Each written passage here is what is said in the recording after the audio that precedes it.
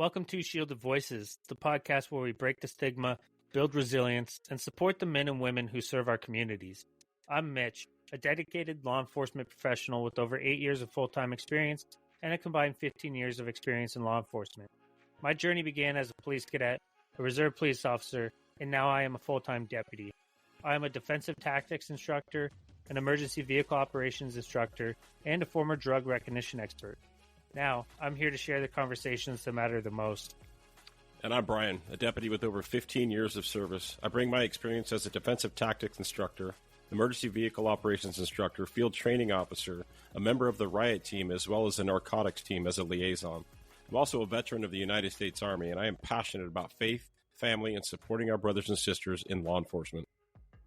Together, we're here to share stories, insights, and real talk about the challenges and triumphs of life in law enforcement.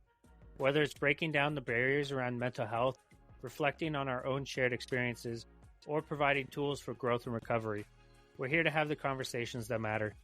Our goal is simple: to support first responders, foster open communication, and remind everyone in this community that they are never alone. This is a space for growth, connection, and building stronger voices together. Thank you for joining us. Let's dive into today's episode where we continue to break the silence. Today, we're honored to introduce a remarkable guest, Scott, a retired law enforcement officer with an incredible 23 years of service, not including his time as a reserve deputy. Scott's journey began in June 2000 when he stepped into the role of a reserve deputy. Just a year later, he transitioned into a full-time recruit deputy, kicking off a distinguished career filled with dedication, leadership, and impact. Throughout his career, Scott embraced a wide range of collateral assignments, demonstrating his versatility and commitment to the profession.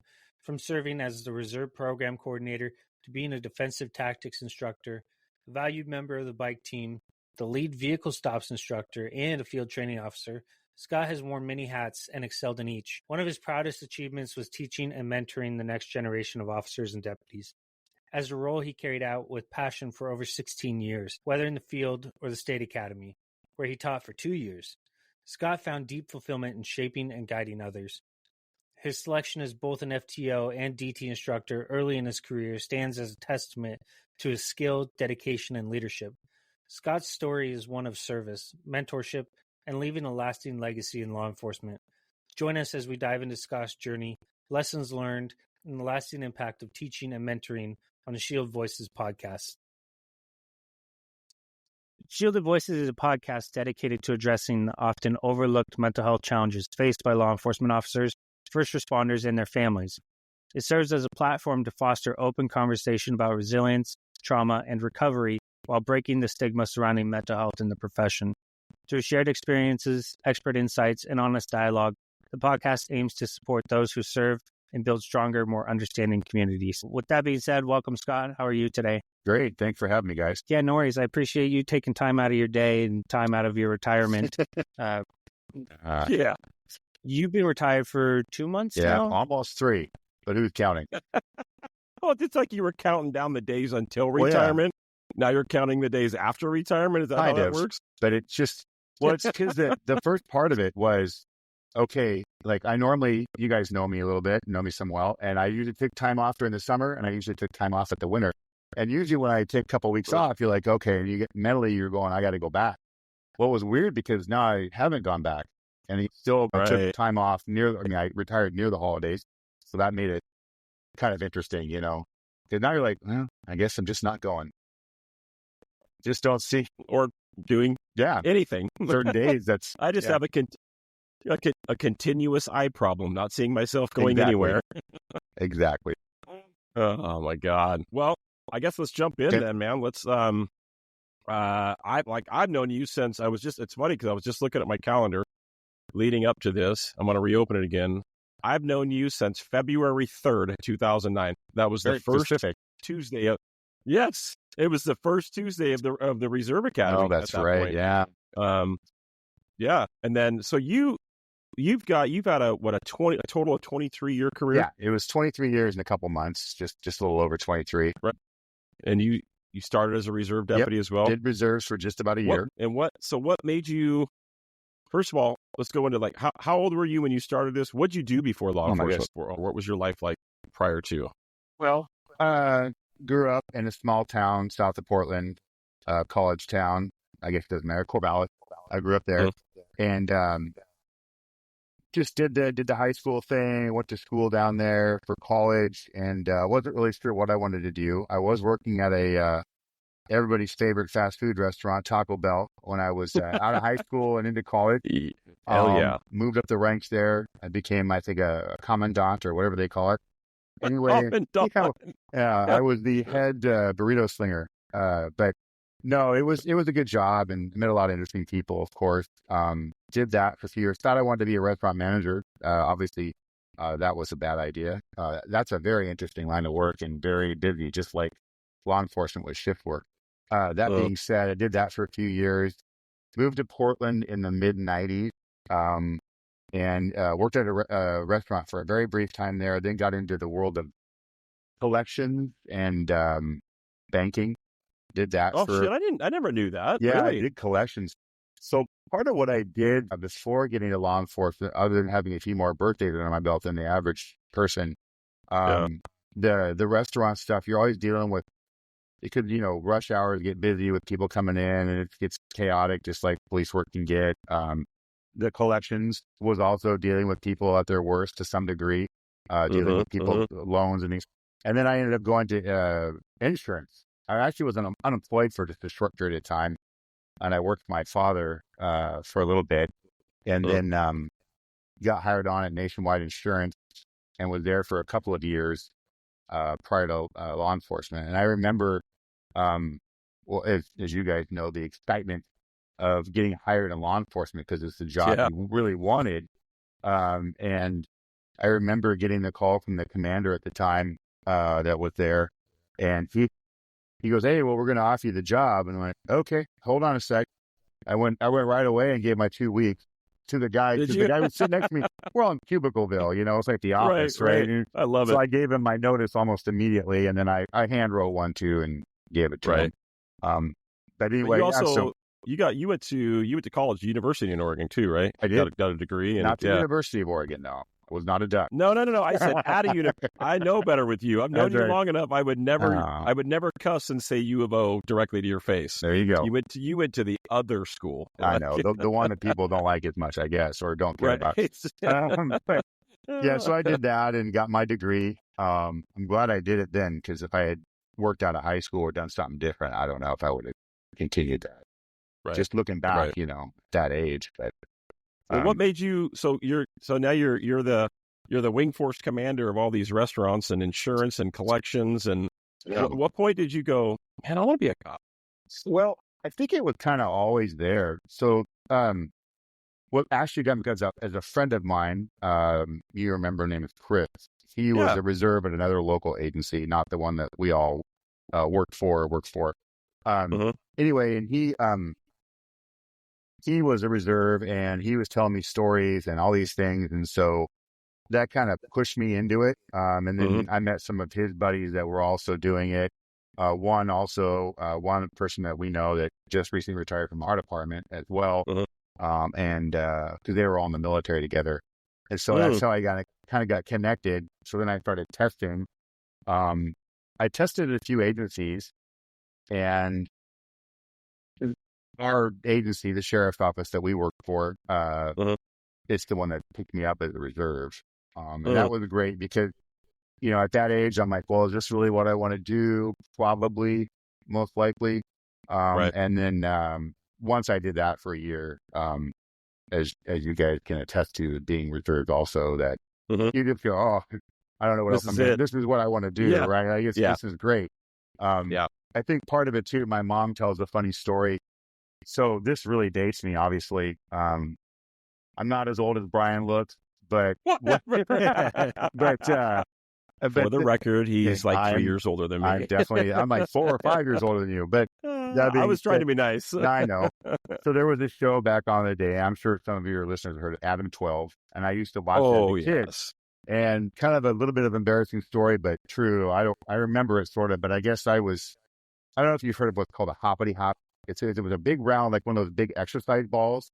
But back when I was a kid, and it had a little head. In this case, it was a Donald Duck with a little head about. You could jump around as a young kid, right, riding on these things. And I guess I would watch that show and then tell everybody they were under arrest. So on your hoppity hop, Doug. and I was a young child and doing this, so I guess that was always kind of there. But do you remember you remember you tell these stories about, you remember the old dining room chairs from our generation? Mitch, you're not going to remember. Yeah. But they had like the bottom of them had like the 4 legs and they swivel. Yeah. Right? You can sit there and swivel. Right. So 1 Adam 12 for me, I would sit down with my back against the couch at 6 or 7 years old and have that chair flipped over so that the back of the chair is laying out in front of me like the hood of a car, and the swivel part was a steering wheel. So I would sit there and drive the 1 Adam 12 cop car while my dad and my older brother watched 1 Adam 12. So that's crazy. There's a connection to 1 Adam 12 for our generation. Like, yeah. And I used a real steering wheel. You were on a hoppity hop. Let's. Well, I mean, again, it was a few years before you. This is true. So this is true. That was entertainment back then. So right. Yes, yeah. So then you go. This is what, 2000? Yeah. So 2000 was when I went to the reserves. I went through the whole process just like a full-time person, and then got hired. Went to the was it almost a 3 or 4 months, 5-month academy? Because you go every Tuesday, Thursday, Saturday day. So Tuesday, Thursday night, 6 Saturday all day. And you do that for 5, 6, 7 months, 6 right? months. 6 months. 6 months. Brutal. 388 hours, I think, is what it was. Yeah. I mean, I think that's what. Theoretically, coming out of our reserve academy, and a lot of agencies did this, you were probably just about as qualified just coming out as a brand new deputy. The problem is the brand new deputy goes off and works every day where you work, right? Once a week. I think the requirement was a couple times a month. 20 hours. I did way more than that. I probably was doing 40 or 50 hours a month, just, with your full-time job that you had at the time, like I did. And then, you come out at nights, or there are days I would take days off just to write this with specific people, right? Yep. That you go, this guy or this gal, whoever, and you go, I want to see, because I've heard good things about this person. I want to learn from them, and, so that was. Scott, how old were you when you became a reserve? I was there. I think I started the process at 29, and I was 30 when it finished, when I got out there. The careers you had before becoming a reserve, I could see help build your life experience and talking to people. So I could imagine you coming in as a reserve, you have a lot of life experiences, which we don't see a whole lot of anymore. No, we do not. No, I know it definitely helped, because there are obviously exceptions to every rule, but the people that come in at 21, 22, 23 years old, I mean, that's great. You're young and energetic, but you also don't have that knowledge or that time dealing with people and problems, and that just comes with just getting older. I equate that to, and I've said it in earlier podcasts. And I'm being funny, so people don't get offended, or do get offended. I don't give a shit.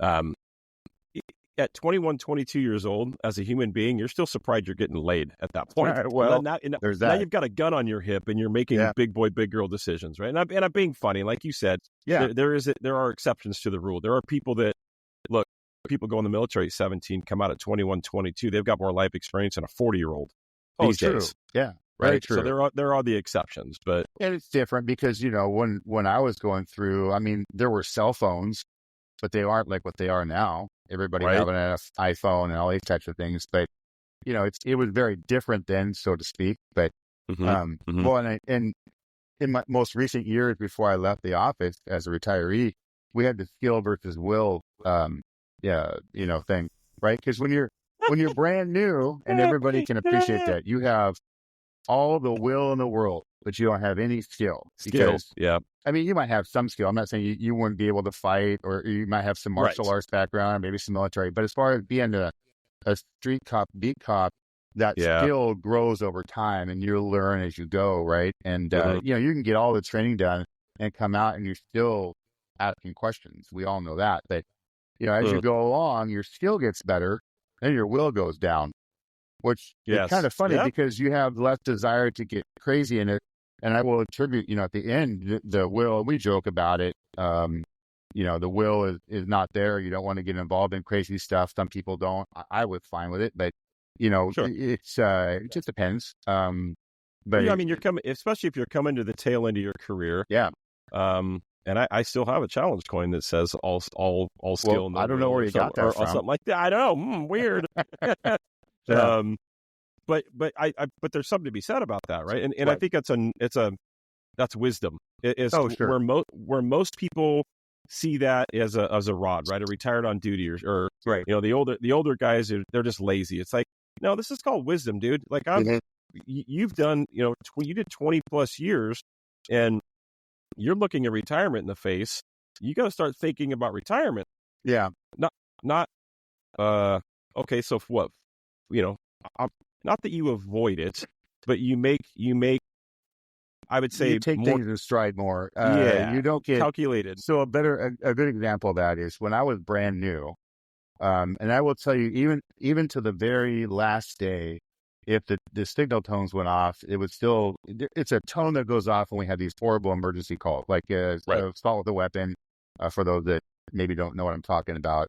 But Mhm. these signal tones go off, and you could play it right now, and I'd probably Yep. go like this and get out of my Yep. chair and what's going on, Yep. right? Even though I'm Yeah. retired. But going to calls like that are not necessarily tone calls, but ones that they clear you from this or clear you from that. Because I don't High know how priority. many hundreds of times I got cleared from lunch or this or coffee. Sure. When I was new, I would get up and I would run out of the office and go to my car and go as fast as I can to get there, right? Right. And then as you get older, you go, okay, pack everything up, you slowly get everything, and you walk out, and you get Yeah. in the car and you go, you're still going to get there in this roughly the same amount of time, Yeah. and Yep. you think about things as you go and as you progress in your career. We get better at kind of what am I going to do when I get there type of stuff. But when you first Right. go, you're like, you got to throw your lunch away and throw everything in a pile and run as fast as Right. you can with a cloud of smoke behind you, because Yes. it's very exciting. And it's always been exciting, but It is, and it's a reason to drive fast. Let's call it what it is. It's just fun to drive true. fast. Oh, absolutely. Yeah. So you go back to, I mean, you talk about these fun and exciting. So you get hired full time in 2001. Was that? Yep. Was that process? July. I mean, you're very familiar with the hiring process that I went through because. Oh my gosh, yeah. Yeah. Was it similar? Did you have a similar experience, or was it pretty seamless for you getting hired? It was mostly seamless because I applied at 3 or 4 different places. And a couple of them used the same psych evaluator, and I don't know if it was a doctor or whatever. So they said, well, you failed it. I'm like, well, how did I fail it when I passed over here? Like, isn't it all the same? And it's not. Like, you don't know that when you first start. A lot of times through the time I've been a cop, they sometimes gear them towards that agency, the psychs. I mean, they're still trying to make sure that you're all good and you've got no extenuating circumstances, and that's why they do the health screening and all these things, right? But Sure. So basically, I think that mine was pretty seamless, and I think for me, when I applied for the sheriff's office that I retired from, I was already an employee to some degree as a reserve, and already was kind of in that culture. They knew me, I knew them. I had ridden with a lot of different people, and all those people were very helpful in putting in a good word for me when I got hired, so that although it took a while, like because these processes take a long time, it seemed once I got in with county that particular step went really well. The other ones, good agencies, I have no issues with them at all, but I'm glad I ended up where I ended up. So once you go through the hiring process and you're hired, and now you've got to go through, and we've talked about it before, in the state that we live in on the West Coast, right? We have a state academy. The state academy that I went through was different. You went through someplace in Southern Oregon or something like that, didn't you? Like Monmouth or at a college? Well, no. I mean, Monmouth is basically the same distance from as Salem is to us. Okay. Oh, gotcha. Yeah, because Monmouth is just kind of out in the middle of nowhere. It's kind of between Corvallis and Salem, where the state academy is now. South of the metro area. Yes. Yeah. Mm-hmm. Yep. Yeah, it was actually held at a small state college there, mostly. Okay. And how long was that academy? Well, And I was those. one of the first ones that went 10 weeks Oh, because they had wow. just been Okay. increased from 8 prior to my getting hired, because it was only 2 months before Mm-hmm. my being hired there, and then it went to 10 weeks. So that extra 2 weeks, we really got them. Right. Well, But then ours, yeah, mine was 16 weeks. oh yeah, and you were Yep. at Salem, correct? Yep. Okay, Yep. yeah. Yeah. So essentially, the 10 weeks, they do all the training that they think a police officer needs in our Mm-hmm. state, and you go through that, and um, it was very different than the state academy now. Having later on in my career taught at the one where you had the 16 week, Right. Right. so yeah, very different. So now you're through, and we've kind of covered prior. Was FTEP the same? Was it was when I say FTEP, for those that don't know, Field Training Evaluation Program, is where you're with a coach. Was it the same where you're with a coach for 5 weeks, then you go to another coach for 5? Was it 3 or 4 phases, or? Yeah. So ours, they've changed it here and there over the years, but essentially with 3 5-week phases on patrol Mm-hmm. with a coach. And usually what they tried to do is a day shift, kind of a swing shift, and a graveyard shift for Right. your 3 different coaches. And the idea was that your first coach would also be what's called your 2-week checkout coach. So you have 3 5 weeks and then Okay. a fourth 2-week one, which I think is still pretty close. They just changed the names of them a little bit here and there. And then Right. once you go through all that, then they put you out on solo status as generally what And you're ready happens to now. go. So yeah, well, Do you, I don't know if I was ready, but well, yeah. you think? Do you remember? Because I do, and I'm sure everybody Yeah. does. Kind of like the military. I remember every drill sergeant I ever had. I remember Yeah. every instructor I ever had. Yeah. But do you remember that very first day where you're like, "Oh shit, I'm alone. Here we go." Yeah, yeah, because no one's watching you when you pull up to a house, and if you pull right in front of it, which you're not supposed to pull into the front of the house when the domestic is occurring, you're supposed to pull a few houses down, right? You're giving me PTSD, man. How many times I pulled in front of a fucking house when you were my coach, and I'm getting yelled at, like, why are you here right now? What the fuck are you doing? Oh no, no problem. Hey, it's okay, Brian. Just pull up. Just get me shot. I don't care. No big deal. It's not a big deal. Yeah, no. And to be fair, I had the same experiences, right? Like you always learn from your mistakes, and as long as there's nothing bad, right, that happens, that's the most important thing. But yeah, you get the first thing on your own. The first traffic stop was crazy because usually you're telling the coach, "Oh, I'm going to pull this guy over for whatever," and then I turned to look, and there's nobody there, and I'm like, turned the lights on, did my thing, pulled the person over, and in fact, I didn't write a citation on my first stop. I just got to get the stop out of the way. Like, right, that was my first thing. So, yep. But yeah, once I got that done, if you have that realization, because as a recruit, you do a traffic stop, you will be writing a citation. Like that's the norm. And so that first stop, for me, it was kind of out of spite. Like, fuck you, I'm not writing a citation. Exactly. I'm not doing it. You can't make me because there ain't nobody here. Yeah. I mean, no one watching you. Do you have an early career? And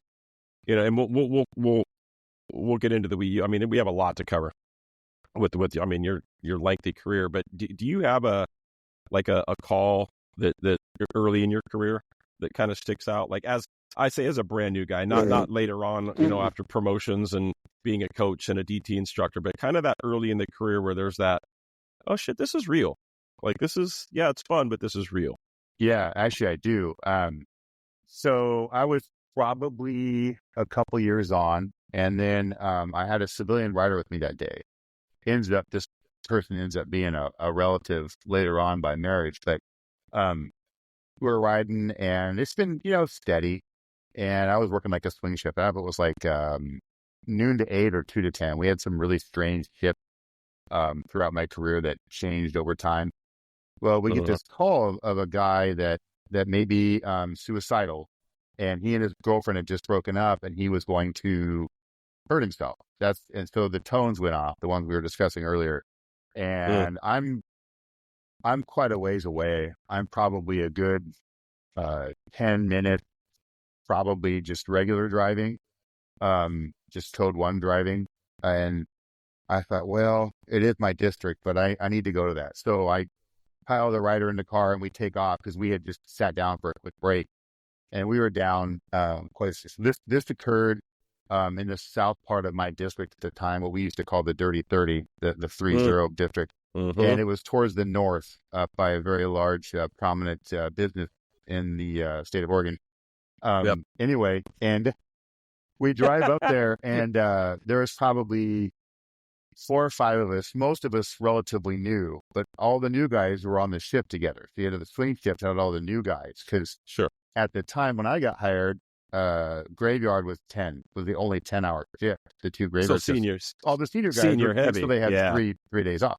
So we're running around on swing shift, and we're heads cut off, running around like crazy, and go to this call, and we talk to the girl, and we knock on the door. So her house sits where her front door faces east, and she's got quite a long, narrow backyard, which is behind it to the west.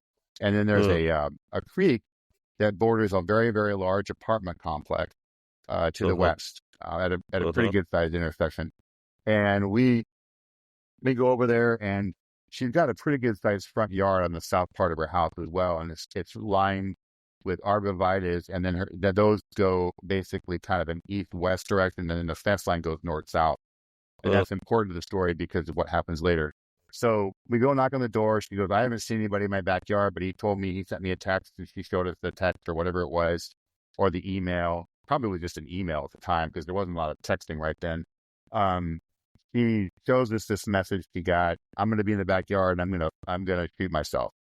Well, okay. So we're like, well, this is crazy. So now we're already thinking weapons. Oh yeah. I mean, this is okay. Right, so right out of the gate, out of the gate. So we got people at field. And one of the nice things about our agency is we had a lot of what we call tools or toys available to us. But we had the old school beanbag shotgun, which was later replaced by the 40 millimeter. The beanbag shotguns were bad because they would zip around crazy, but there was still potentially less lethal type ammunition. And then, people handguns, we had another person with a MP5. And I think rifles were starting to be given out to people, but it was quite a deal to get one at that point. Right. So we had enough toys and weapons and things like that to combat what we needed to combat. So we talked to her. I don't see him down here. So we kind of form a little team, and we move up to the fence, and we all kind of peek over the fence. It's a regular 6-foot fence, and we peek over it, and we don't see anything. Well, clearly he must have seen us because he was in the backyard at that time, which we didn't know. We couldn't see because we're trying not to give away our position, but we're taking our lights and kind of just tapping the end of the end cap just to get a little light in the spot and then let off. So and then we would get down and move quite a bit. Anyway, so at that point we thought, okay, he's not back here. Let's back off, form a plan, whatever. And we get probably, 10 yards away. And I just happened to look over at the fence line for whatever reason. And there's a dude, and he's got both his hands over the fence, and just all you could see was his head, like he's just trying to pull himself up over the thing, like Kilroy was here or something. And that whole thing. Yeah. Anyway, and so he does that, and I went, oh crud, and because we knew he had a gun, or we just assumed he had a gun, because you don't want to you want to be prepared for that, right? Mentally. Absolutely. So he had a gun. That was my thing. I didn't see it, but we all kind of rushed the fence at different angles, and I went straight towards him. I already had my gun out, and there was one fence board that was missing in this particular fence. Okay. And I'm looking, and I can see him through it, and he's got the gun in his right hand, and he's got his pointed to his head, and I can clearly see him crying. And I think in some of your other episodes, you've talked to people about the physiological effect of stress and these kinds of events. And one of the things that got me was, people have audio exclusion, time slows down or speeds up. These types of things happen to people. And so in my case, his head blew up like 4 times. Like if you use your iPhone to zoom in on a thing you're taking a photo of, I mean, all I could see was his head and his hand. Oh, wow. It was very odd, And so again, we've talked about that before, where other people have had that opposite effect, where you're like hyper aware as opposed to tunnel vision. Is that? Yeah, and it was kind of like tunnel vision, but everything just the parts that were concerning were the zoomed things, in. the gun and the head, because that's what I saw. I mean, I knew Wow. his body was there because I had seen it, like, but but was weird. Everything just kind of got larger, like he zoomed in. And so one of the things I noticed right away, and I'd already known that this guy was what in our state is a concealed handgun license holder. And what I noticed right away was that he had his finger alongside the frame, which why would you notice that?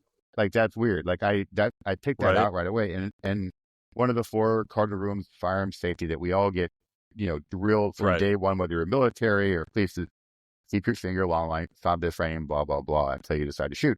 So he had them, and I go, that's weird. Like, I don't know why that stuck with me. So I'm talking to him and I'm asking him questions. They go, what's going on? I need you just to calm down. And I'm trying to be chill with this guy. And he's crying. He's holding the gun to his own head at this point? Correct. So then you have the problem, which we've all heard, the action reaction, where he could take that gun and point it right at me. I've got my gun out kind of at what we call low ready, so I can still see his whole body, even though I only really see his head and his hand. Right. So he was crying. He never moved the gun towards us or me at all.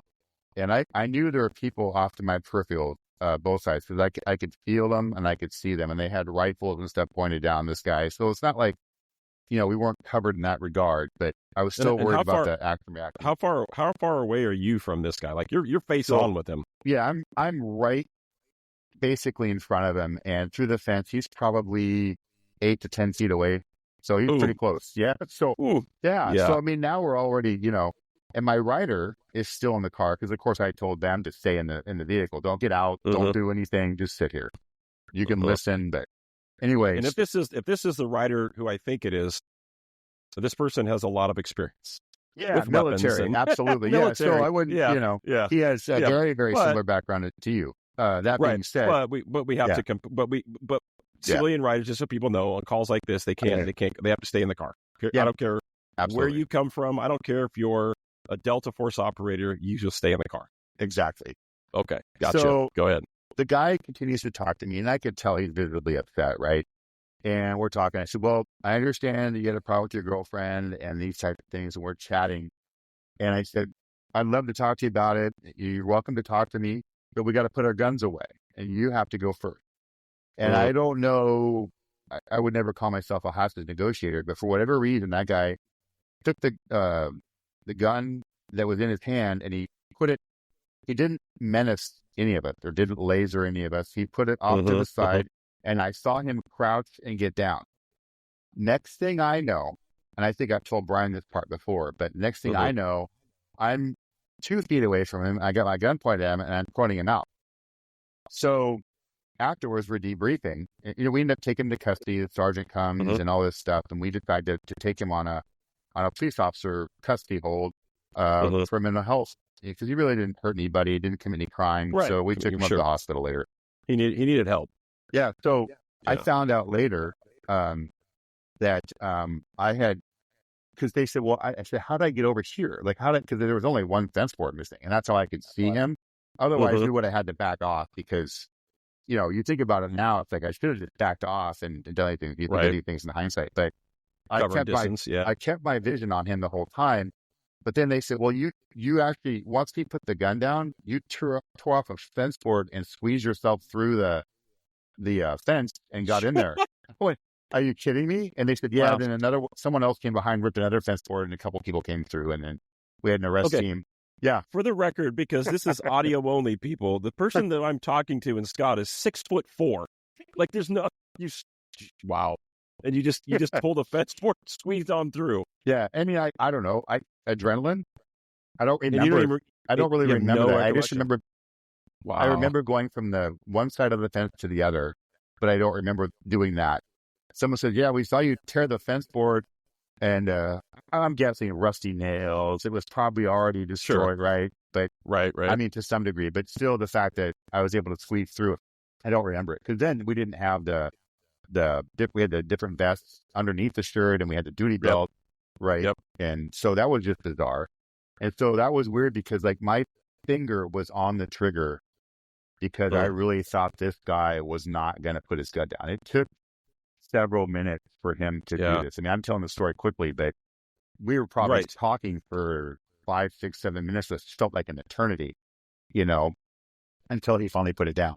So there's something that it takes a little bit out of you. Like when we and not everybody can say this, but I mean, I've had my own incidents, and I'm sure Mitch has too, and other officers. But when you recall this, and it's like, for me personally, like there's been times where like there was no slack left in that trigger. Oh, and the no, only, it was and, close. and here you are, brand new, basically a rookie cop, probably just on probation or coming off probation. Yep. And I can't imagine the thought of like, I almost shot somebody today. Yeah. The ironic thing back then too, and I know you guys have touched on this in other podcasts, is that the mental health stuff for us and for others has gotten better over the years, right? But back then, they made me take the guy to the hospital, the guy that I almost shot, right? Right. And then, I was kind of recapping the story to my writer, and then we both realized, oh, he's in the back. Like, we shouldn't be talking about him in the third person, but you're so up here that you don't realize that you're talking about a guy that you almost shot, and then, he's in the back seat. Yeah, he's in the back seat. And I go, and for the first 2 minutes that we're driving there, I went, I looked at him, he looks at me, and there was no conversation all the way to the rest of the hospital, another 10-minute drive, Kind of that somber. Yeah. Well, that talking about it it's one of our coping mechanisms, right? Yeah. We talk, we laugh, we joke, we got to get it out. And the ironic thing is, years later, and I don't know if they do this anymore, but they used to have civil commitment hearings when I was newer. They probably still have them from time to time, but they're kind of common. But anyway, it's not a trial, but you get subpoenaed by the DA's office to go in, and basically they decide whether this person needs to go be in an institution or not. And I saw the parents out there, and the first thing they did is they came up to me and they said, and I didn't know who they were. They came to me and go, "Hey, are you the deputy that was at the scene?" I said, "Yeah." And they said, "Well, we're going to the parents to thanks for not killing our son." Oh, wow. And I'm just like, that was the first thing out of their mouth to me. And I was like, I wasn't sure how to take that at first, because I'm sitting there going, well, yeah, I didn't want to do that, but I was close. I mean, they must have read the reports, because I had to write a use of force report that all of us do. Sure. A detailed, this is what happened and all that. But I'm sure they read the reports, and they're like, just thanks for not killing my son. Like, I said, well, you don't say welcome. I don't know. I said, well, I know. What do you say? Yeah. I just said, I'm just glad everything worked out. And they said something nice, and I said something nice. I don't really remember what it was. And they said, okay, well, we're going to go whatever. And they walked away. And I'm just sitting there going, okay. Ooh. Yeah, fun.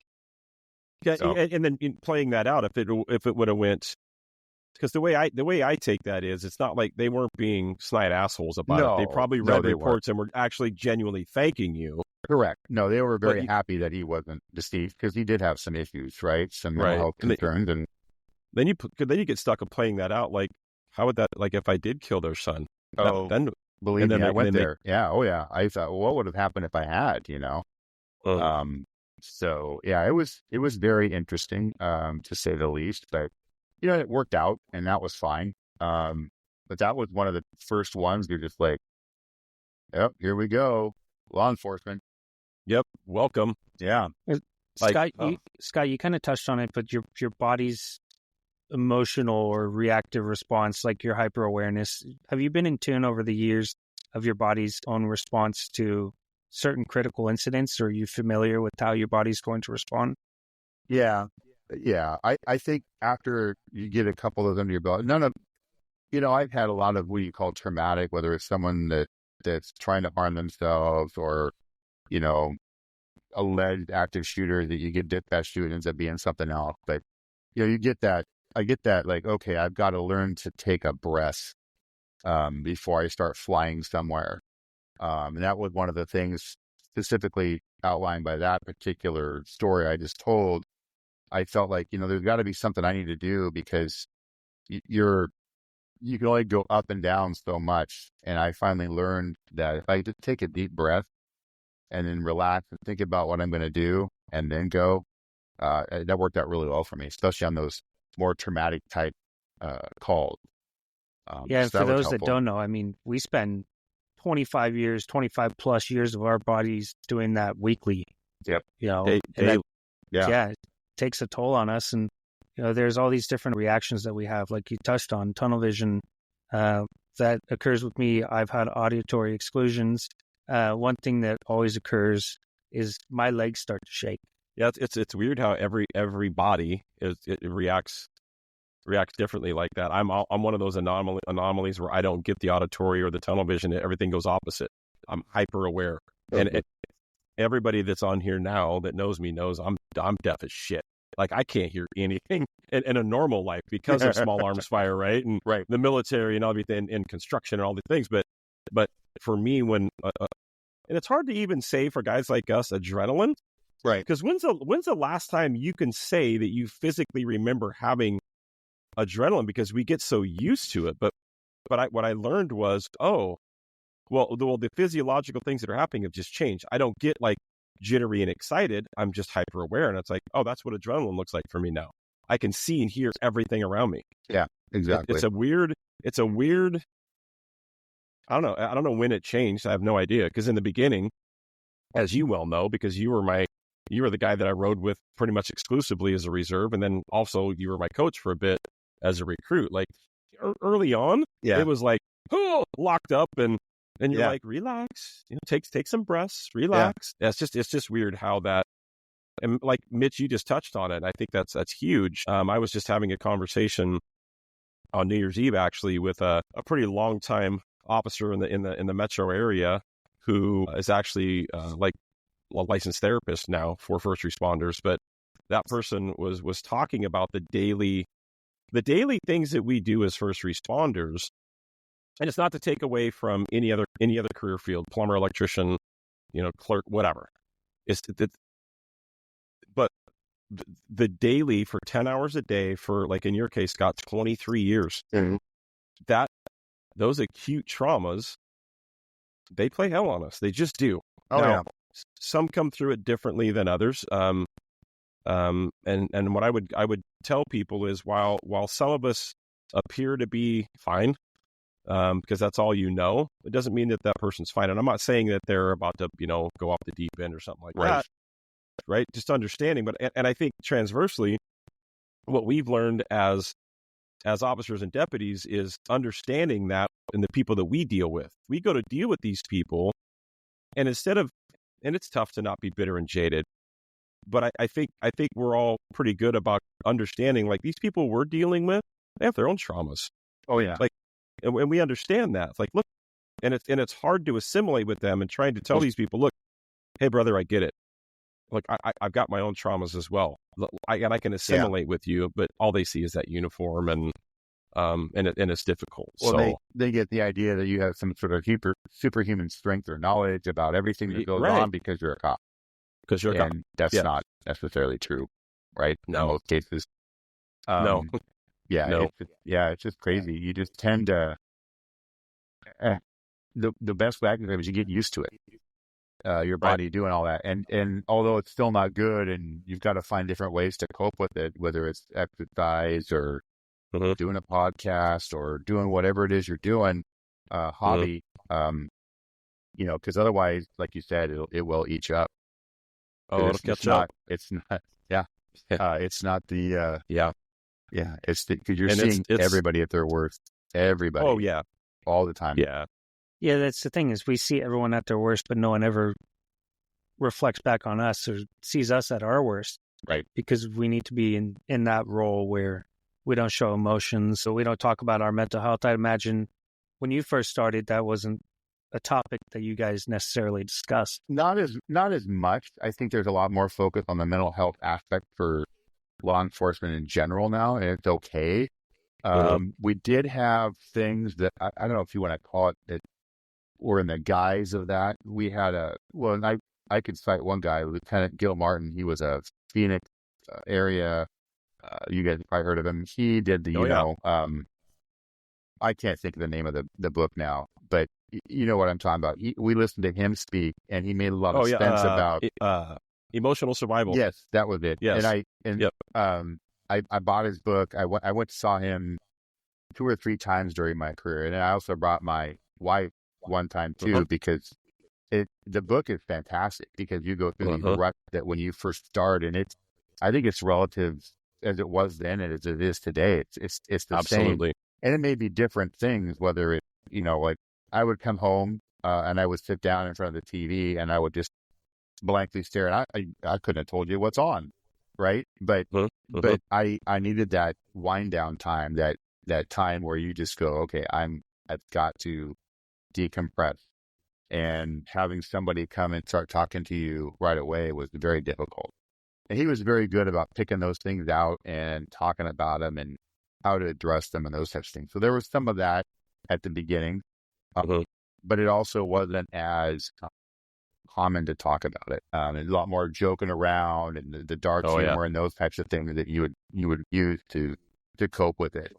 Like for example, I mean, you'd be one of the horrible things we have to deal with is dead bodies, whether it's a natural death that we have to go investigate, a suicide or what have you. And, you've done your investigation and you're talking to somebody and then you guys start talking and joking around about stuff that has nothing to do with the dead body. And I could tell you probably at least 10 times where that happened to me. And I'm like, oh man, like that was totally uncool. Like you look at it from their perspective and they don't know that you're just, coping, and you look like kind of a jerk, right? Because you're like, oh, now I'm an insensitive guy that doesn't care about their deceased loved one, and you can't explain it away. You can't. No, because they don't understand, and it's not their fault, and you're not trying to be mean, but that's what happens. Do you remember, and I know you do, there's a time, this is funny, you, me, and I think probably 6 or 7 other coworkers after shift one night, went and had a couple drinks, then we went and saw the movie End of Watch. Oh God, yeah, dude. Of course I remember that. Yeah. So we are, here's if you could picture, here's I think there was like 7 or 8 of us, right? Yeah, it was several. Yeah. Yeah, we had a couple drinks in us in the very back row of a movie theater, and End of Watch like just came out. Like everybody's seeing it. Theater's pretty packed. So 7 or 8 off-duty cops sitting in the back row with a couple drinks in us. We were liquored up, but we were feeling pretty good. And I remember spending 2 hours, except for the end, laughing our asses off, like out loud, hysterically laughing. And people in the theater turn around looking at us like we're crazy. Like, what in the hell? Because these are scenes that are happening. Pretty much everybody's seen that movie.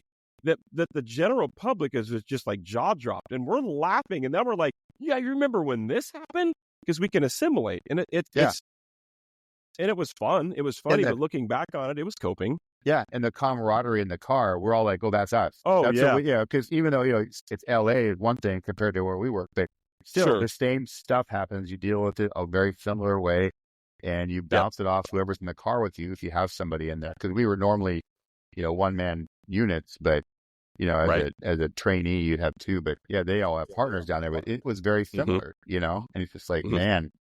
I trained with a guy years ago. A couple of guys. They were just a couple of New York guys I've talked about in the past. There was 3 or one LA County and 2 LAPD guys at this training, and we were talking about the scene in that movie where they go to a guy's house. I think he's got a warrant or something like that, and they're like, "Okay, cool. My partner, I'm going to take my gun and my vest off, and we're just going to fight in the living room. Whoever wins, wins." And the cop ends up winning. And I'm like, God, could you imagine if that's real? And the 2 guys from LA looked at me dead straight in the face. He goes, "Yeah, no, that shit happened in the 90s. That's what we did." I'm like, wait, what? He goes, no matter what, we didn't let him go. Yeah. But it was he said it's like a controlled cage fight. It'd be in an alley. And you this bad guy, and this guy knows you. You've known him for years of chasing him around, and you have this respect. Oh yeah. And so it's like, we're just going to duke it out, and whoever wins, wins. No matter what, you're going to jail, but we need to squash this. And they would do it. Like, oh yeah. Ooh, that would be a day at work, right? You might come home and telling your wife, could you imagine? Like, that would be. Wow. Well, so. In going back to like that call you had like early, you taught early in your career, and was that, I'm guessing, is that kind of the call for you that when reality, I wouldn't say like set in, but was that kind of that moment of like, 2 years into this or so, like, okay, well, welcome to police work. Like, here we go. I mean, there's probably crazy calls or domestics or things like that, but that was the first one where that could have ended somebody's life. And you're like, okay, now it was real before, but now it's really real. Like, you're like, okay, Yeah. this is what I signed up for. And I just gotta, deal And with that. And the fact that and I don't think it's even, to my knowledge, hasn't even changed today. Like, and you're the primary, even though you just did all this with this guy, you got to be the one to book him and do all the, which is, I never really thought about that until you and I were talking about that a couple of weeks ago. And it's like, even if we get in a fight with a guy, that's on me. I'm the one taking him to jail. It's like, where's the logic in that? I've never really thought about that. I mean, none. I got into a fight with a guy, and where I got my nickname you gave me, but he basically, we got in a fight, and they decided, the sergeant at the time decided that it'd be better if another deputy took him to the jail, and they ended up doing that. Is this the? I'm using the screen. Is it this guy? Yeah. Okay. So before you tell that story, there's the lead up to that story. There's we could be here for days. So the lead up to this story, for all of you listening, Scott and I had a conversation about, I come from a martial arts background, pressure points, all kinds of, whatever, all the cool ninja stuff, whatever. And I remember telling Scott in the training one of these times that if you hit somebody in the throat in a particular spot, they will shit themselves. Like, they will actually. What are you laughing at, Mitch? It's true. I'll try it on you. There is. Now everything, the stars have to align. It's yes, it'll happen. It's rare that it happens, right? And we would make jokes about it. Yeah, we would send memes back and forth about throat punching and shit like that. So now, leading up to this call, go ahead. Well, so this is, I don't know. I was working graveyard, I think, at the time, and at that time I had a recruit. And he ended up moving on to somewhere else. Nice enough kid, but was in the military also. No offense, Brian. Anyway, so he was down. So we got called to a domestic where a guy had attacked his girlfriend. One of the things that was on board is he was extremely intoxicated. I would imagine there were drugs on board as well. I mean, he ingested something. He was super erratic when we were talking to him. And he was very up and down emotionally. And a lot of that was the alcohol and then the drugs, I imagine, at that point. But the girlfriend had somehow got him out of the apartment. It was a really, really crappy apartment complex that we dealt with for years and years and years in the district. I worked for a long time. And we went there, and he had hit the door so hard that he dented the solid court door. I mean, I don't know if his hands were broken. I couldn't tell. They were banged up. But finally, he had calmed down. We got her in a safe spot. Someone had interviewed her.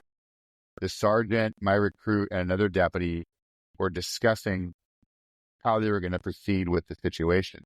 Well, I said, as an FTO now, I kind of wanted my guy to figure out what was going on. So I'm like, well, okay, go talk to them, see what you guys are going to do, figure out who's going to do what part of this call, because everything had pretty much had calmed down at that point.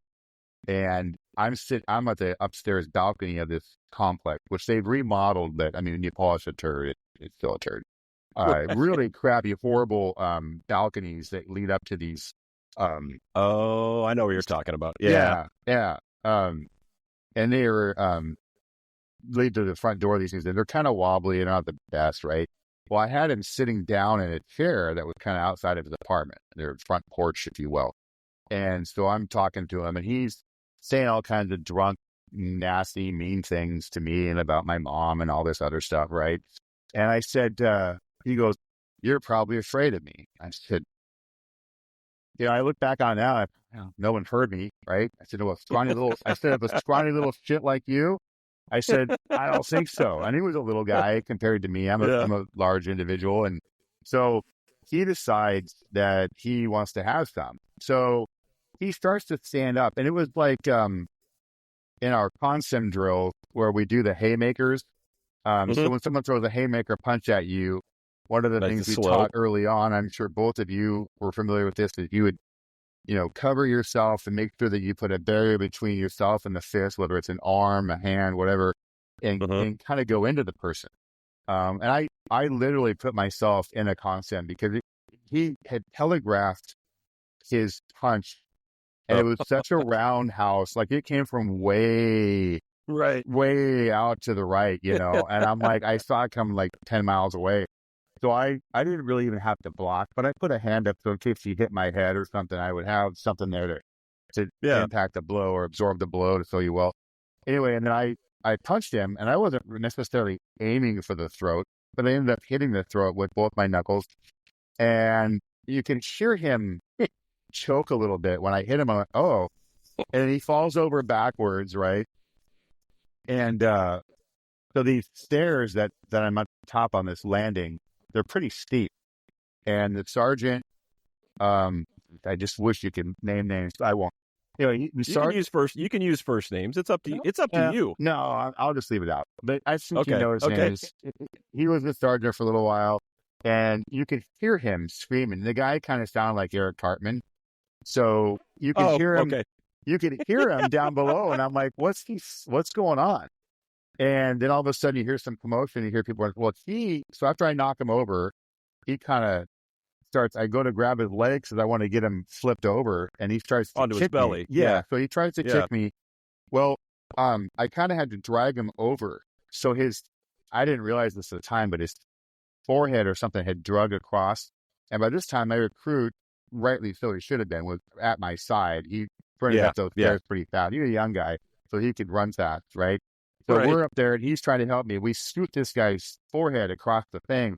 Well, unbeknownst to us, not only is he got punched in the throat, now the eyebrow rings that he had been torn out of his face because of the landing that we're on. Yeah. So the eyebrow rings come out, and we were like, because all of a sudden he starts bleeding out of the face. I'm like, we didn't do something that hard. There's no way.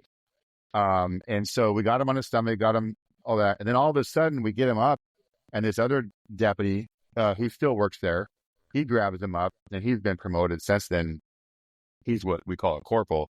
And he looks at me and goes, all of a sudden this guy starts going, and he throws up like blood, wine, alcohol, I mean, everything, right? And at that point, we didn't notice it. And then all of a sudden, the smell hits you. It just absolutely it's almost like you say out of nowhere, the smell hits us, and we're like, oh, man. And you could see like, oh, no, like he had pooped himself. So it's okay to say it. He shit himself. Oh, man. And a lot, too. It was like, it needed to fill up full Depends, but this poor guy. And so he would, but he, you get through that and you go, oh, man, well, you feel bad. My goal wasn't to hurt anybody, but at the same time, sure, of course later not. on, you joke about it because this guy threw up, he shit himself, all these horrible things. But you go back to it, you go later, well, this guy beat the hell out of his girlfriend. I mean, she had her orbital socket broken because he punched her so hard in the face. He attacked me. Like, he decided he wanted to fight with somebody bigger than him, and that wasn't the smartest move. But, and it's a crazy story. Well, the funny thing is that they go, well, hey, we'll have this other guy take him. So me and my recruit had to write a bunch of reports, but at the same time, we didn't take him to jail. And I remember because I remember you like, and later we were laughing about it. Full disclosure, I'm pretty sure you were still on scene and my phone was blowing up with text message. It fucking works. That may or may not have happened. Yeah. Because just like you said, you cope with these funny things that happen to you. Just, you have to make fun of them, and it was funny to some degree because of what he had done to his girlfriend. Well, the funny thing is, a couple things is that myself and another former deputy who you're friends with, we had gone later to find out there was a warrant for him. So I went and I found him and I arrested him at a local restaurant, and we took him to jail. So there's two more funny stories out of that. So another person who was a jail deputy at the time and is now a patrol deputy, he comes up and he sees the guy, and they remember him from being in there 2 weeks when one of the deputies on scene at the incident where he attacked me had taken to jail. This new at the time he was a new deputy, and he comes up to me and goes, with the a couple weeks ago, somebody kicked his ass. And he can kind of hear you because he's on the seats in the intake area in the jail. And I was just arresting him on an outstanding warrant. I mean, it was kind of to do with the case because I think he'd FTA'd or something. And it didn't appear for those that don't know what FTA means, using cop lingo here. But anyway, so he's in the jail, and I look over at him. And he goes, "Yes, someone." I go, "Yeah, I was the one he got in the fight with." And he goes, and that was so. The guy doesn't remember me because he was so drunk on the original night when he tried to attack me. Then when we picked him up, he didn't remember me at all. Like, he didn't remember. He was that hammered. And then he looks up at me, and you could just see the look on his face, right? So anyway, this is even funnier, right? So then what happens is with the DA's office is they say, well, you're a victim because he attempted to assault you, which is kind of funny because, like, he signed up for this, people are going to try to fight us, right? But they call you a victim and they give me a victim's advocate. I go, I'm fine. It's good. He didn't hit me. Looking back, though, I would take full court advantage. Looking back on my career, I'd be like, nope, I need an advocate. I need to be checked on. I need some time off. Exactly. Yep. Well, so then fast forwarding, we go and my incident where he had assaulted his girlfriend, they could lump that into something else. And then me as a victim, that got resolved. I'm not a victim, whatever. And so they brought me in later to testify in a separate case because after he got adjudicated on the one where we caught him, he sexually assaulted and physically assaulted his girlfriend another time, and they arrested him. Yeah, Jesus. So this guy's just a piece of work, right? We just keep letting him out. I know. And this was 18, 19 years ago, probably. I was maybe 3, 4, or 5 years on at the time. And probably in like 2005 or 6, if memory serves. So the guy that shit himself? Yeah. Yeah, that would have been... Was that that would have been about... Oh, yeah, because remember, I was the one that told you about throat punching. That's right. It happened. So it would have been about 2011, 2010, 2011. Okay. See, when you get old like me and you've been there a long time, some of this stuff blends together so you don't remember all runs them all. Together. Yeah. So remembering certain things, I don't remember exactly what time frame. But anyway, so after that, they bring me in to talk about past prior bad acts, And the DA was, I believe that they're still there. They were specifically a DV prosecutor. Yep. They did a lot of DV cases. And I believe they're still at the office there. But anyway, this particular deputy district attorney is asking me questions about what's going on. I expect all these objections from the defense attorney. And I see this guy sitting there. And this particular DA asked me all these questions, and I don't have to remember. I don't have to look at my report for any of it because it's one of those calls where you just remember stuff without having to look at your report, And so I'm looking at the jury the whole time and smiling and kind of interacting with them and stuff like this. And she looks at me and says, well, I have one more question for you, time deputy. And I said, yeah, go ahead. And she says, so when you got an altercation with him, did the defendant defecate on himself? It's in court. Yeah, and they said it right in court. And I looked at her, and I looked at the defense attorney because I thought for sure there was going to be an objection. Like that, and no one said anything. So I looked at the jury and I said, yes, and smiled. And a couple of the jury members laughed, and it was just, I couldn't believe they allowed that to be brought in on the case. And I looked at and she just winked at me, and then that was it. Right. So. And it's all, and again, she's trying to show the court how intoxicated he was. And then correct. Yes. Yes. He ended up going to prison. I don't know how long, but several years. Good. But anyway, that guy was a piece of work. But God. Yeah. I'll never forget that night. That was when because for those of you that don't know, Scott is my mentor. Like he was like from day one. You are. I mean, it's just the truth. It's not. You were the one. You helped me get hired. For crap's sake, you were the first person I had any interaction with in the defensive tactics world, right, as a reserve, and then mentored me through my career, and then I went into my career and made my own stupid decisions, and you just let me make my stupid decisions. And oh man, yeah. When I was a reserve at 21, Scott taught my academy. I don't know if you remember that. We taught it together. Yeah, that's right. Brian was the new instructor. Yeah, Brian's got stories. I was a new instructor. Yeah. Yeah, that was when we had a joint reserve academy with another local agency, right? And I think I remember Mitch being there. He was reserved for another agency at the time, not the one we worked for, but that's seeing that stuff. I don't remember half that. I mean, I remember it, but like I couldn't tell you what order that was in. You guys would remember it better than I would. Yeah, but that's it's a testament to. I mean, that kind of leads us into like throughout your career these special assignments and teams. Like let's kind of touch on. It's like you were defensive tactics instructor, member of the bike team, and I got a great story about that with you. You were like the vehicle stops instructor. Like you were the agency's. You were the guy. Like you were the subject matter expert on that. Allegedly. And then as well as being a reserve program coordinator, which means for those of you listening, reserve program coordinators, they pretty much take part in and for the most part run reserve academies on top of doing full-time work, shift work as a deputy. So you could be working, say, a 5 p to 3 a.m. shift, but on Tuesdays and Thursdays from 6 p.m. to 10 p.m., it's like, okay, well, take the uniform off, put on the instructor uniform, instruct for 4 hours.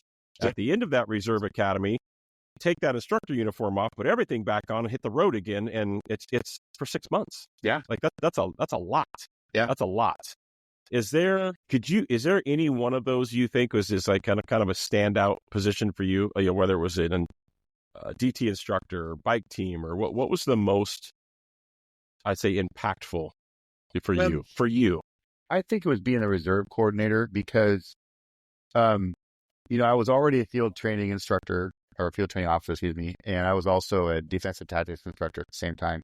And being a reserve coordinator put all those, I think, to the test for me. And more, they encompassed everything because not only was I being an FTO to some of these reserves like yourself and Mitch and all these other people, but I was also teaching them defensive tactics. I was also running their academies.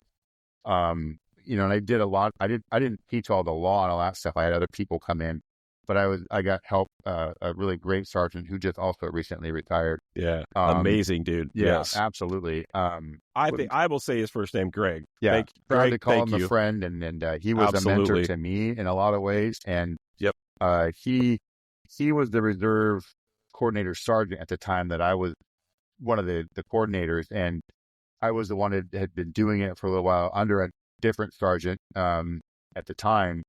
And I learned a lot of how to do things kind of on my own. And then Greg would come in and kind of help steer things and get things done that needed to be done. But basically, I kind of ran the academies with the other agency and put all the lesson plans together, did all this stuff. And I think that, to answer your question, being the coordinator was the most impactful for me because I learned a lot teaching people.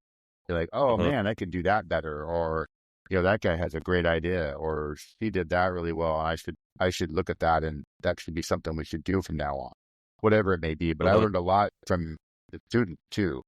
And that was to me very impactful in my career because you bring in a fresh perspective. You've been doing it for a while. This is how we do things. Well, then you hear this and you go, oh, that's a great idea. Maybe I need to, even from a student, right? Yeah. Yeah. Well, a good example is you. You come in and you're like, well, I'm a Muay Thai wah thing, and I got all this fancy stuff, right? So, and kudos to you. I respect for you for that, obviously. But it was one of those things. Was like, oh, okay, and you would point out certain things, and not in a cocky, arrogant way because you're a new cop. You were just like, hey, what about this? And you'd bring that up, and you're like, well, yeah, that makes sense. So you can do that. This is what we teach, but it doesn't mean you can't branch off and do something else. Right. And principle based. Yeah. And that was one of the things. Well, and it wasn't always that way. No, it wasn't. It was always, very technique based. Yeah. Technique based. Yeah. Technique was the principle. And I think when you started, it was probably still more towards the technique based. It was. As opposed to principle, because that came along later when you became. Right. And this is at the same time too, right? Yeah. For those that don't understand, like we used to have what was called the use of force continuum. So this is kind of right in that same era where that continuum goes away. Well, because if you do this technique, this is what happens. If you do this, this is what happens.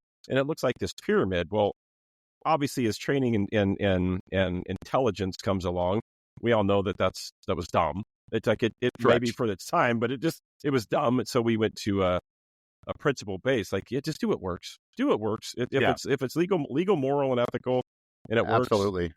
So on and so forth. I remember one point in my reserve academy, and you were the instructor, and you had us in there in the old weight room, and we're having to like throw these I guess what at the time what everybody called a Muay Thai kick. We're trying to kick these bobs, right? You remember this? Yes, I do. Yeah, and we're just stripped down, like wearing just no gear or nothing like that. Mm-hmm. And coming from my background, it's not uncommon for me, not because I'm super cool. It's just I just have training. So as I'm kicking this bob, I'm kicking him in the head repeatedly, over and over and over, and I'm just that's right. And I'm just changing it up, going up and down the body. And I remember Scott comes over and he's like, "That's all fine and dandy while you're wearing shorts and a t-shirt. Yeah, but remember when you put all your gear on, I don't think you're going to be able to do that." And I went, "Okay, cool, yep, point taken." And the very next training day, we come in and we full gear, and Scott's like, "Cool, now let's kick the bobs." So I start kicking the bob in the head, and he's like, "Well, okay then, I guess you can kick him in the head." Not that I would never do that. Like if we're on the road, like let's be honest, I'm never going to try to kick somebody in the head. Like that's just setting myself up for failure. It was just more of a funny between Scott and I. Like, yeah, watch this, I can do this. Well, it's funny because I was like, there were people there, and I don't have any kind of martial arts background at all. I just whatever I picked up in law enforcement as an instructor and going through the DT instructor academy and those types of things. But I also did sports and things like that where a lot of people didn't like we could tell stories about that all day. That being said, is like I go, "Hey, look, you might know this, but remember, you're going to have other gear on. You may not be able to kick that high." Of course, Brian proved me wrong, and he was like Richard Simmons, and just was kicking like a crazy. So Jane Fonda workout. That's right. And again, it was more of a funny between us. I wouldn't and leg do that. Warmers, and he was going to town. Yeah.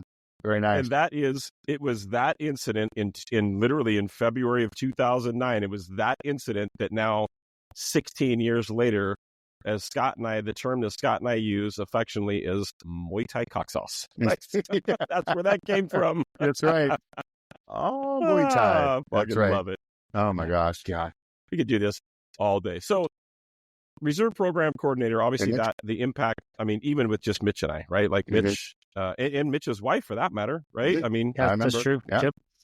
Yeah. Like you have this impact, and we've talked about it in other podcasts where we have this impact as instructors. I mean, it's such an amazing feeling to have a former recruit or somebody that you've taught later in their career, right, bring that to you. Have you ever had an incident where a former recruit or reserve, or maybe they get into a situation where maybe it's a use of force or something, and they come to you and be like, "Dude, like all I could hear was your voice," or it was because you taught me A or B? That do you have anything like that you can recall offhand? I mean, I know you're old. I mean, there's old timers. Yeah, well, that helped, or doesn't help. I don't know which. Right. No, there's a few of those. I'd have the ones, especially with the tactics and those types of things we were talking about.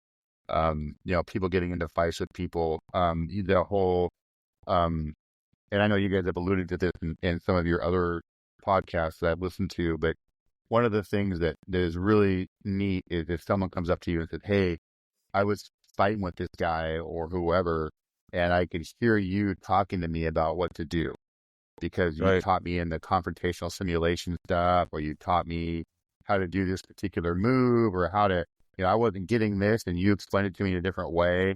Those things are just compliments that there's just nothing that beats it. Right. I've also had some where more of the learning how to do cop work. I've had people come up to me later and they said they've gotten stuck when they're interviewing somebody for a cold fraud, and then they hear me say, "Well, whatever question they hear me saying in the background, ask him this, ask him that." And it's one of those things where they said, "Well, I knew that you would say this or that, and it helped me get through asking," because I felt stupid. Like I didn't know what to ask them, and I got stuck. Right. And then I could kind of hear you saying, "Ask this question." Yeah. Even though I wasn't there, and they just figured out how to do it on their own, which is kind of having my spirit, I guess, if you will, guiding them along. Yeah, that was really cool to hear that. Like I knew how to handle that call because you and I had gone over X, Y, and Z, and I didn't have any issues handling the call, and it was great. And good. I'm glad that worked. You have a way of teaching people, right? There's never been. I mean, you were a coach for me as a reserve, and then even coming off reserves as a recruiter, you were my coach for about a week or so, filling in. Yeah. But even over the course of my career, watching you, now that I'm a coach and I'm coaching people, and now you're helping me be a coach, if that makes right. Like I'm at the time a brand new FTO, like, and I would go to you with things, and just your way of teaching, it works in a manner where it's very intimidating, which is good. It's stressful, which is good though, but that's good. I don't think we have enough of that in policing today when we're teaching these recruits. But never disrespectful, never nothing like that. And like some of the, for guys like me that are just dumb knuckle draggers, a teaching moment, geography. Like if it wasn't for you, when I was a reserve, as a recruit, geography was never an issue. Because it's like you taught me geography, and your ways of doing it would be letting me fail. I mean, you would just let me. I remember going to a call. We're pulling out of the precinct that we worked out of the time, and we're going north. And I remember you were on the phone with another deputy, and we're going to a call. And I'm just driving, and I'm going north, and I'm still just driving north. And you're on the phone. I remember hearing you say, like, I'm not sure where he's going. We're just staying north on this road. Like he's afraid to make a turn, so we're just going to see how long this lasts. And you're talking to this guy on the phone, and I'm like, oh shit, I should probably look at the map. Like I should probably figure out where I'm going. But it's teaching methods like that you can make. You made it fun, but it was also stressful, which is needed. And and I always thought, you teach them and you tell them, hey, look, you're making a mistake, and it's more of me not say poking fun at you, but like trying to get you to figure out. Well, sure, it's fun for me, right? But of course, it's got to be. I was on the other end of that too. Don't forget, I was a recruit back in the day, and I had my coaches were fantastic also. So I had really great coaches, and so I used a lot of what they taught me and how they taught me to incorporate into how I was going to teach people in the future. But you get to the point where you go, well, look, you kind of give people hints like, hey, you're not really going the right way, or they go, hey, am I going the right way? And I'd be like, are you? I don't. Are you? Figured out, and it's you don't like to don't answer a question with a question. Well, no, it's like, I'm sorry, I'm not going to give you the answer. Right. That's not my goal. Right. My goal is for you to learn and to understand where you're going, what you're going to do, what you need to say when you get there. If we get stuck, there's ways to get bailed out, right? It's not, there's all kinds of ways to do stuff. And it's to me, you can do the military, and I've seen it, the military drill sergeant thing. I don't know, you've experienced it, Brian, but, I've seen it on TV, right? So I know what it's like, sort of, but you know, you can do that. And I see people over my career that have done that, and it works for some. Now, if I was a but being that said, it's like it works on some people, especially people that were in the military. Correct. Right. If you have a military coach and a military recruit, that'll be fine. But if you put a civilian off the street that doesn't have any life experience or anything like that, they're just going to be like, no, oh, this guy hates me. He's yelling. They don't get it. Right. Because you can break somebody down, but then you have to build them back up. And what was happening is these people weren't building them back up. They were just yelling at them for yelling. Breaking them down for 5 weeks, and off you go to the next coach. Good luck. You pass this phase, but that's it. And that wasn't very often. That's very few and far between. But I looked at that and I said, okay, look, there's points where I had yelled at people, but that was because something was urgent, right? Yep. Or like we need to get there yesterday. And there's times where I've just said, forget this calmness. I'm going to put some stress into you and let's get going, right? So. Yeah, you yelled at me, not in a bad way. It wasn't like yelling at me like as I was doing something wrong. And you and I were just talking about this a couple of weeks ago. It was a code 3 call because a deputy was at an apartment complex, and there's 15 people fighting, and he's there by himself. And I was a reserve even, and geography was still kind of coming around, and and I'm driving fast, and this is the old Crown Vic days, and you're in the passenger seat, like screaming at me, "You've got to go faster." And I finally was like, "Scott, my foot is in the fucking firewall. Like, this car won't go any faster. Like, I can't.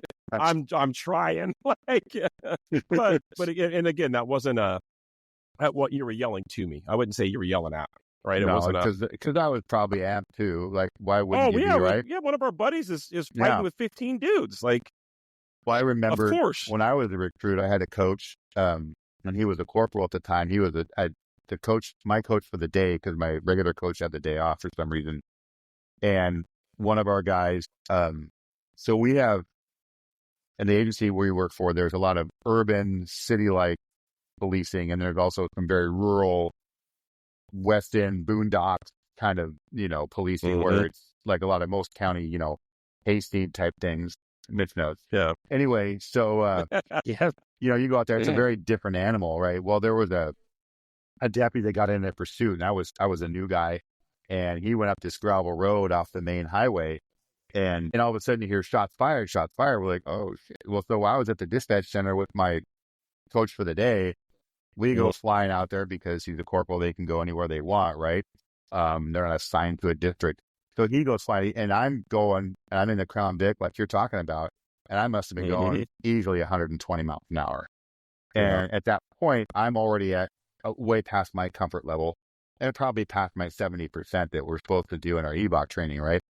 And he reaches over and he's telling me I'm not going fast enough. He literally reaches over and pushes down on my right leg to make the gas pedal go down farther, right? Because I was like, oh, and then it felt like I was floating.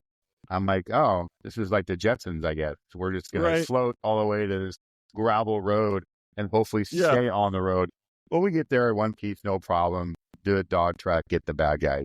And it was a good day. Everything went well, but that kind of stuff, you're just like, oh my, yeah. You just coaches, and that's the stressors that we've talked about in Mitch chime in, right, as an EVOC instructor too. Like there's even I was just talking to somebody the other day about this, the Portland officer I mentioned earlier. Even driving fast, even though it's fun, it still creates a physiological response that does damage to your body. It just does.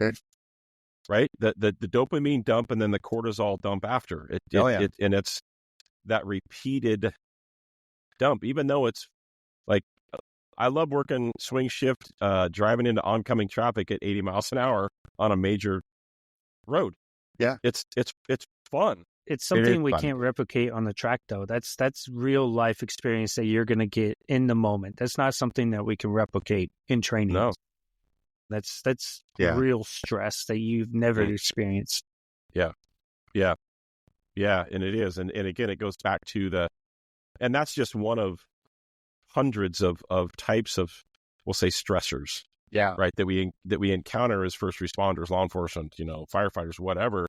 One of hundreds. And that's just, could be you come home and the wife's like, how's work? You're like, man, this is no big deal. Like, for us, it was like, no, it's just no big deal. And then later on, you're talking about this call and she's looking at you like, well, I thought today was no big deal. You drove 90 miles an hour into oncoming traffic and hoping people clear. I'm like, well, yeah, but that's a Tuesday. Like that becomes that normal, right? Absolutely. But I definitely went through some of that where you're like, you minimized everything because you're just used to it. It happens. And until they either go on, a loved one goes on a ride along with you or see the firsthand, they're not going to completely, understand what it is. I mean, you could tell them all day until they actually go out and see it. And, not as a participant, but just as an observer, obviously. Yeah. But I mean, that is one of the things with this job is that you're going from 0 to 100. You could be at 0 miles an hour for 8 hours. And then all of a sudden, the last 2 hours of your shift, it's like 100 miles an hour. 100 miles an hour. And you're going into all kinds of crazy stuff. And then you're there late, and it's just, and then you come down and you're like trying to do reports and you're trying to stop from falling asleep and putting evidence in or whatever it is you may want to do. And then you go, oh, well, now I got to go home and try to sleep until my next shift. Right. Which, and that's the cortisol Yep. dump. Yep. And we have to, that's the downside. It's even if it's you come off of what we call a hot call, right? Where we got the dopamine. Yeah. And now you're on the next call, say an hour later. Well, now the dopamine's gone. Now the cortisol's dumping while you're on shift. Yeah. And you've got to manage that. And you better not, don't fart sideways in the wind. Oh no, you can't do that. No. Like, God forbid you're dealing with something and you're a little robotic or maybe a little snippy with somebody or something. Yeah. But you have to be, and everybody always says, like, well, this is consummate professional. It's like, no, it goes, I think the standard is, in my opinion, the standard has become way beyond just being a professional, because any professional leader would understand and realize what their people are going through during the day. Yeah. And there would be some grace and mercy when maybe they're not, they go to that next call. And there are some of those, and there are there are not too. I mean, there are some that are not correct, graceful at all. It's like that one when that guy mentioned earlier that was in the backyard of his ex-girlfriend. They started, okay, you need to go and take this guy to the hospital. Or now, I think now probably more likely than not, they would find somebody else to do that. You're still on the hook for paperwork and doing other stuff, right? Of course. And probably maybe hitting the road again later once you're done with the report. But more often than not, now you're going to find it. It's going to be where they'll try to find someone else to take that person for you.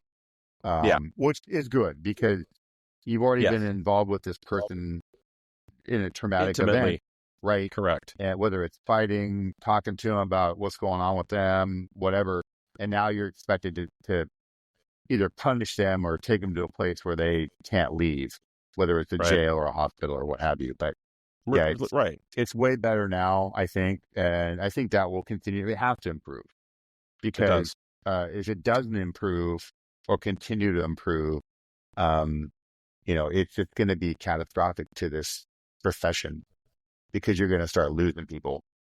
And I think, I mean, if we look at it nationally, and I don't follow these numbers.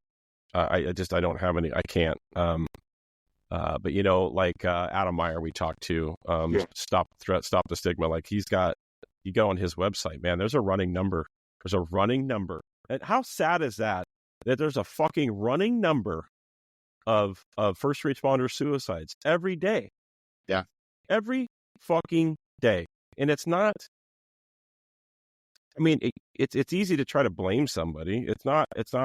I don't want to blame anybody, blame an agency or something like that. But if I was, king for a day, I know that I would make fast changes. I think anybody would, because everybody has their own opinions about it. And again, this isn't blaming an agency or agencies, but if trauma response would be so much easier, I wouldn't say easier.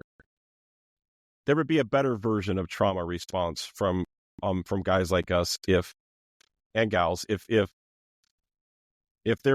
leadership across the board in this country would actually take people under their arm, as opposed to sticking to policies and procedures and casting them aside if the optics don't look good, if that makes sense. Yeah. I mean, I think there's too much of, and I've mentioned it before, the Florida sheriff, Grady Judd, I think his name is. Like, that is every leader in this country should watch him and be like, yep, that's how I need to lead, in my opinion. Or even Pinal County, look at Mark Lamb, who's left. They got a new sheriff that's coming in now, but Russ People, I think his name is. Anyway, but he's going to continue the same thing that Mark Lamb, and that develops a culture where the next person is going to either keep it as it is, which, is good, but probably improve on it, because, new things are coming to light and we can make this better. And I've watched videos of these guys that work for Pinal County, and they said, well, we don't get paid a lot, but it's a great place to work. We don't get paid as much as other places. And I'm like, I liked working for my agency. Don't get me wrong. A lot of great stuff about it, but there were some things that any place will have bad moments or bad things. And as long as the agency and the leaders learn from those, which you hope they do, if they don't, then there's obviously some sort of an issue with that particular agency or department. And I'm not saying that it's the whole department is bad. I'm just saying that you've got a culture that's not amenable to the things and the issues and the priorities that we need to keep ourselves motivated or in good health or in good spirits. And we're all going to have bad days. We're all going to have bad moments. And I know that's the thing with this job. But if you can have that leadership where you feel like there's a trustworthy interaction between you and the higher up, that is where everything's going to be great. And I've seen places they say, hey, I love this guy. Like even the captain from Wisconsin, it sounds like, and correct me if I'm wrong, but like he had one chief that was really backing him, but that chief left. So then when you deal with somebody different, it's not the same, and that caused issues for him, obviously. And I obviously looked at his website and things, because of you guys. But it blows my mind that you got a guy that's probably a very good cop and dealt with a horrible thing that happened, and then like any of us, you have horrible coping skills. Like all of us are not immune to that. I mean, some people can deal with stuff, some people can't. There are certain things you may or may not be able to deal with, and as long as you have leadership that can at least recognize some of that and not be adversarial, but be more in your corner. And I'm not saying it's across the board. It's just it's got to be better, and I think it can be better. It's just a matter of it can be part of just getting the right people in certain spots, but it also can just be a cultural thing. Like, hey, we really need to focus on this, or at least spend more time on this particular concern, whatever it may be. And I don't, and it's hard because departments and agencies, like people, get stuck in their ways. Yeah. And I've seen our department that we work for has gotten better over the years. Are there things they could do better? Absolutely. Are there things they've done good? Yeah, absolutely. And there's things that we can do better too. Oh, sure. As the deputies, individual. right? Yeah. Like, we're people. Yeah. And I think that's the biggest thing, is recognizing that we're all people. Yep. We all have traumas. We all have emotions. We all have, and I think the larger agencies get stuck in, and I say this based on, again, other podcasts that I've watched, other deputies and officers that we've talked to on this podcast, right? It seems to be this, like, I go back to the farting sideways, right? You get somebody to fart sideways in a wind, hang them out to dry. No questions asked. Nope, you're not telling the truth.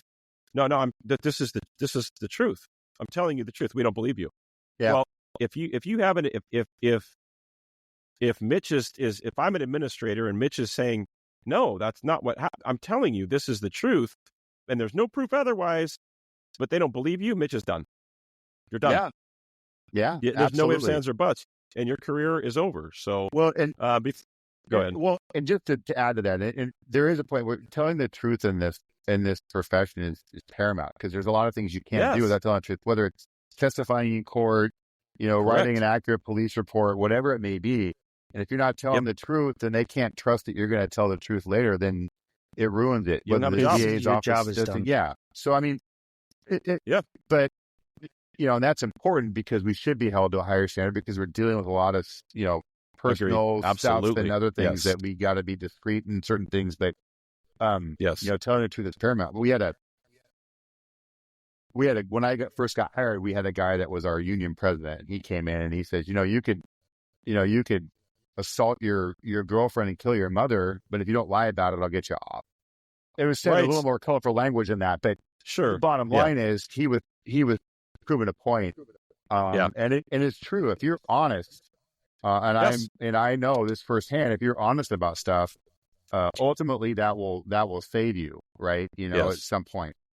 Because you're honest. It shows your character. It may not, but it should save you if you're honest. And the point that this particular union president was making at the time was, you could do all kinds of crazy stuff, but don't lie. Yeah, if you lie, you die. Clearly, if you do some of those things, you're not gonna. And clearly there are people that do there are cops that commit crimes that even though we have this huge weeding out process with the hiring process, you still gonna get those people that do dumb stuff and think they can get away with it. It's a power thing. Yeah, I know, I agree. And again, I've always been a man of character and integrity. Anybody that knows me knows that. Like I have. I'm not saying I'm a saint. I'm not saying I can't be an asshole. And I'm saying me in general, like me as in us as people, not just me, but everybody has their moments. Of course, right? And it's sad when I know people of high character and high integrity, and a perception issue comes up, and that character and integrity is not taken into account. It's like, nope, we don't like the optics of it, so you're done. Yeah, it's like, okay. And they don't want to have a cancer on the department, and if they view whatever it is that individual has done or hasn't done, they view it as part of the cancer, and they're gonna cut that out. They're gonna cut it out, and I understand it. Yeah, I understand it, but they're not looking at everything properly, or they're not listening to what's being said, and that's an issue. Yeah, bingo. Mm-hmm. That's the issue.